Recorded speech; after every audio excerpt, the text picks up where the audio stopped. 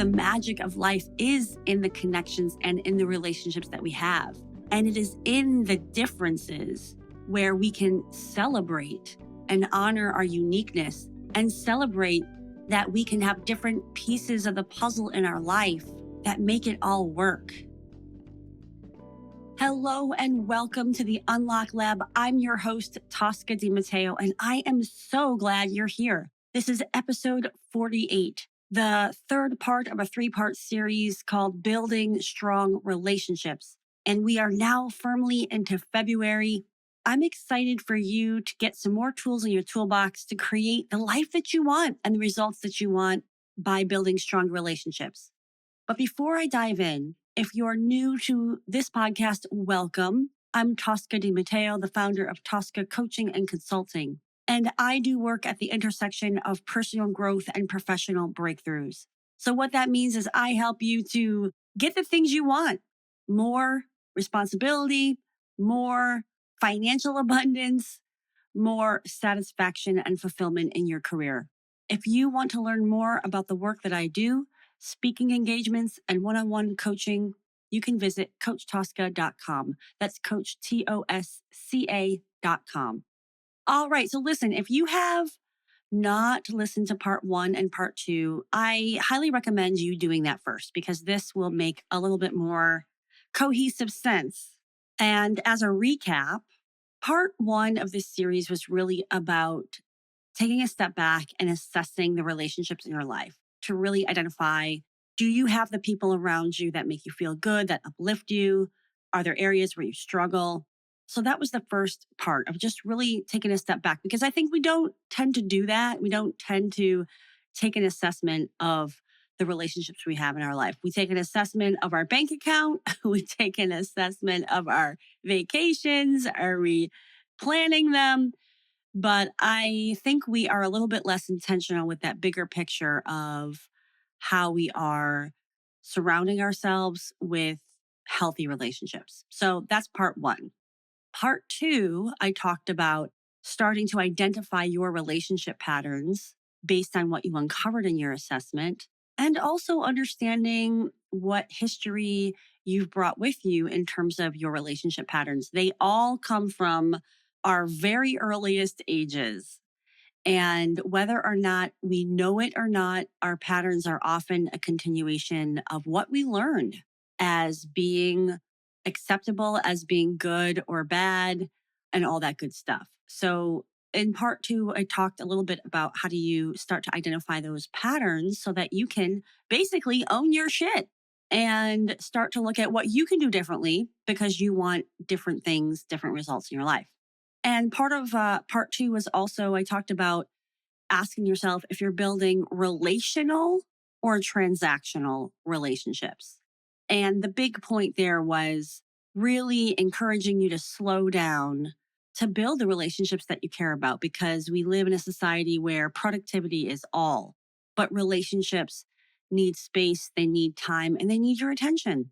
So that's kind of a recap of where we've been. Now, part 3. And again, like, it's kind of silly to do a 3-part relationship on relationships, because this is a topic that can go on indefinitely and forever, right? But I want to give you some of the foundational thoughts that I have, especially because relationships, I think, are such an important life learning for me. And I want you to be able to learn from what I've learned, and hopefully you can have a less of a difficult time with it as you move forward. Okay, so this part 3 is really all about asking yourself if you're doing the hardest things in your relationships. Are you doing the hardest things in the ones that you really care about? And this can be with your spouse, your significant other. It can also be with your boss that maybe you have a contentious relationship with, because that is an important relationship in your life for sure. So we have to ask, are we doing the hard things that we need to do to either rebuild a foundation, to grow it stronger, or to get to a new place with the relationship? And, part of this is maybe taking it step by step, in terms of maybe you have a really, really difficult relationship with somebody. Going from difficult to like amazing BFF status That's going to take some time, right? So great. Have those big goals, have those big aspirations for relationships, and also look at that one next level up in terms of what that relationship can look like from this point. So if it's in a negative, difficult place, maybe that next step is to move it to neutral so that you can then take those steps to move it to something amazing and magical and see what's possible. Doing the hard things. One of the things that we can do is kind of throw out the baby with the bathwater, to use a well known term here, especially as we get older, right? Especially as we get older, we can see somebody do something that we're totally turned off by, and we just say, forget the whole person, right? The truth is, we're all flawed, right? Like we all have multiple dimensions and we've all been kind of indoctrinated into these personas of who we're supposed to be in certain environments. And so I think we have to give people grace because the way that we all show up is for a reason. It's for a reason in terms of our background and where we come from, in terms of who we think we're supposed to be. And so we show up in those ways sometimes. And it's not showing the truest reflection of who we are all the time. I mean, that's your life's work, right? Is how do we continuously show up exactly who we are and be in acceptance of that and okay with that? But what can happen is we can be all or nothing about relationships. And I think when we are taking that stance, like you're with me or you're against me, or you're perfect or you're not, or we have so much in common or we have nothing in common, when we do these like polarities, what we miss is the beautiful gray area of what's possible for relationship and what's possible for our own growth. Years ago, I had a boss that was a very difficult boss. There was a lot of people who were really, really turned off by her leadership style. And I was as well. But I was able to step back and see how she was groomed as a leader and as a manager. I could step back and see this wasn't all of who she was. She was showing up and who she was thought she was supposed to be as a leader. She wasn't taught differently. And I don't think she had any mentors around that either. But I held a lot of space for seeing who she was and not just the things that she did. And that helped me in a few ways. It helped me to get through the period of working with her. And it also helped me to see that there was a friendship on the other side of it. And I can't tell you how many examples of this I have in my life where I just held space and I stayed open to the possibility, and it really worked out in an amazing way. And that's what I want for you. I want you to see what's possible in relationships that feel difficult, because oftentimes it's those relationships where we've been through tough times, where we've had to repair, we've had to rebuild respect and trust. Those can be the strongest relationships in our life because we've been vulnerable in it. We've showed our truth of our messiness, and we've done it in honor of wanting the relationship in our life, that feeling like there was something more to build on versus let it go. I really encourage you, if you've got some relationships in your life that you've just been like, there's no hope, there's no possibility for this turning a corner, for this being healthier, for this at least being neutral, I'm encouraging you to think differently about that possibility. Because when you start taking ownership of how you're showing up, everything can change. Everything can change. And that brings me to this next point I want to make, which is in doing the difficult things in our relationships, do you say how you feel? Do you say how you were impacted by other people's actions? Because if we don't, and we harbor that resentment or we hold it against them, we are doing a disservice to ourselves, and we're also doing a disservice to what could be possible in that relationship. And look, I am guilty about this. Like, I have a pattern of not expressing myself, of telling myself it's not worth it, or that's just my shit and I don't need to tell them how I feel. But I have really, really done a lot of work on standing up for myself and for honoring, like, hey, I do have a trigger. This is some of my stuff, but I also want you to know how what you said impacted me. This is a way that we can hold people accountable for being choiceful with their words and for being aware of how what they're saying or doing impacts other people. And I'll give a recent example of where I did this, where maybe in the past I wouldn't have. So I was interacting with somebody who I had a good vibe with, and I thought that they were good people. And I was curious what could be possible in building a relationship with this person.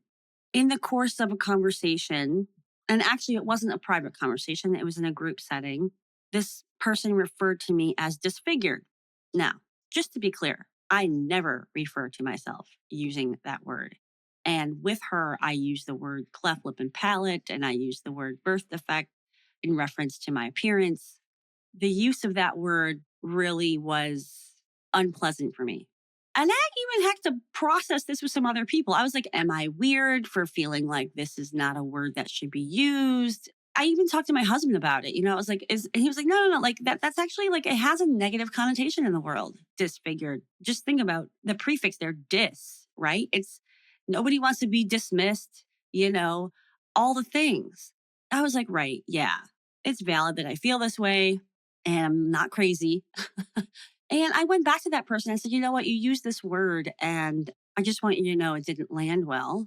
And it's not something that I think should be used, especially because I never used that word in reference to myself. Regardless of their response, it doesn't really matter, right? What mattered is that I honored myself, what I felt was in the best interest of myself and our relationship, the potential of our relationship. And that's what I'm encouraging you to do is to say how you feel in your relationships. And look, that can be good stuff, it could be challenging stuff. But the idea is for you to realize there could be something really amazing on the other side of that. And it doesn't matter if it's somebody that you have known a long time or known for a very little amount of time. When we can share how we feel in the experience with the other person, when we can be honest about how things impact us, there's so much that's possible on the other side of it. And I think the vast majority of the time, it's going to be strengthening that relationship because you're being vulnerable and that builds trust. Even if somebody doesn't respond favorably, even if you don't get the response you necessarily wanted or were hoping for, it doesn't matter because what matters is that you expressed your truth in honor of the relationship and in honor of yourself. And what's meant to be is exactly what's meant to be. Sometimes we learn the hard way who's really meant for us and who's not, but we aren't going to figure that out if we don't share ourselves fully with another person. So I can't express enough that if you take some risks, you take some chances at telling people how you feel and seeing what else is possible, like I think there's a lot of magic that's possible in that. And if you experience it, please reach out and let me know. I love to hear these stories. Now, the other piece of this is, do you take responsibility for your actions and how you've impacted others? Maybe other people are telling you about their experience with you. Are you staying open to that? And look, it's hard. It's hard to hear feedback. It's hard to hear things about ourselves that we don't want to hear, that we may be ashamed about or embarrassed about. But again, if you take responsibility, you have an amazing chance at rebuilding and at strengthening your relationships. Part of this is, do you apologize? And do you know how to accept an apology? Now, I'll admit, this hasn't always been a strength of mine. And if my husband is listening to this, I know he's nodding his head in agreement that I have not been good at apologizing, especially to him. And I think a reason for this is because I wasn't necessarily modeled what apologies look like, feel like in my life. In my early development stages, I was kind of inadvertently taught that apologizing is not really a part of the equation of relationships. One of the memories I have with my husband too is at one point we had this major issue and he ended up apologizing really quickly in a big way. And I actually didn't know even how to react to that apology because it was so unfamiliar to me. And I realized that pattern of my struggle with apologizing because it was unfamiliar territory to be apologized to when somebody hurt me. I've had to put my big girl panties on and learn how to apologize well. And there's a way to do it and there's a way not to do it. I remember Brene Brown did a series on apologies. It was amazing on one of her podcasts. It was amazing. But there is definitely a right and a wrong way to apologize. It's like, can you admit what you're apologizing for? The specificity of apology is really helpful. Now, it's not just about your words in the apology at all. I'm a big fan of don't just tell me, show me. I'm a big person of action. So you can tell me that you care about me, but if I never hear from you, or you never prioritize hanging out with me, or you never invite me to grab coffee, then words can be empty. The same thing with taking responsibility for yourself and your actions and relationship, that it is about telling people, look, this is who I am. This is what I meant to say. I'm sorry, whatever those things are. And how can I prove it to you? What can I do to show you that I actually do support you and that I don't see you as competition or whatever, fill in the blank of that, right? It makes me think of, in work environments, especially, there can be competitiveness, there can be skepticism about the fact that you actually do want to support others and you do want to be an ally.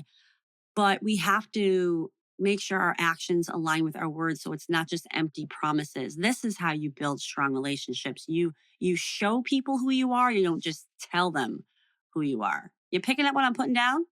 All right. The other piece I want to talk about that's in this realm of, are you doing the hard things in building strong relationships? Is, do you accept people for who they are and their differences from you? The older that we get, right, the more clearly we can see things and the more clearly we know what's for us and what's not for us. But what that means is we can actually block people out because we're making quick judgments, which is different from having a gut reaction that somebody or something isn't for you. We can easily dismiss someone within 7 seconds of meeting them because we just didn't get a good vibe. I'm all for trusting your gut and I'm all for honoring that, but it can get real mixed up with our own biases and judgments and prejudices.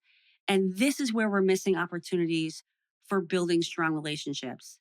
And that requires being open, right? Like, for example, there's some folks out there that don't come off automatically as warm when you meet them, right? You know what I'm talking about, where you're like, oh, they feel cold. And it's really easy to be turned off by that and not want to engage. Do you dismiss them or do you take some time to see what's possible about who they really are? Right? Because I don't believe at all in this 10 seconds to make an impression bullshit. I don't believe in that. I think that we all are complicated, multidimensional people. We may have come from a really hard conversation, a tough meeting. We may have had a shitty day. We may be in self protection mode because our heart was just broken. There's a million reasons why somebody can come off as cold in those first couple minutes of meeting them. But do we stay open to learn about them, to give space for them to warm up? I mean, this is just the truth of sometimes there are just people that are different from us that require different things to open up. So I'm just inviting you to say, okay, how can I be in acceptance of who's showing up right here? And how can I dig deeper to learn more about them and to understand their true essence, like being curious? And that phrase is thrown around like crazy with coaches and stuff, like be curious.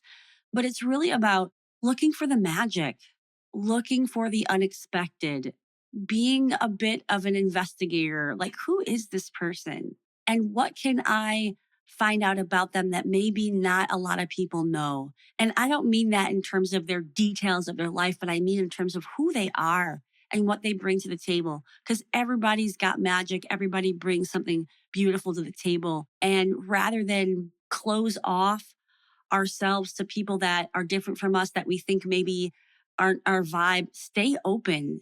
Because if we really believe in surrounding ourselves with people that are different from us, if we believe in the value of inclusion and making sure people feel like they have a sense of belonging when they're around us, like we have to stay open when we see differences so that we can stay around long enough to see the actual shared humanity that we have and the commonalities that we have that will be foundations for building and foundations for appreciating the differences.